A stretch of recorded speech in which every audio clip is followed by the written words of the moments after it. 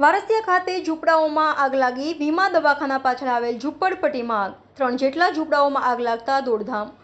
Fire વિભાગ આવતા પહેલા સ્થાનિકોએ ડોલથી પાણી નાખી આગ ઓલવવાનો કર્યો પ્રયાસ. ફાયર વિભાગે સ્થળ પર પહોંચી આગ ઓલવી.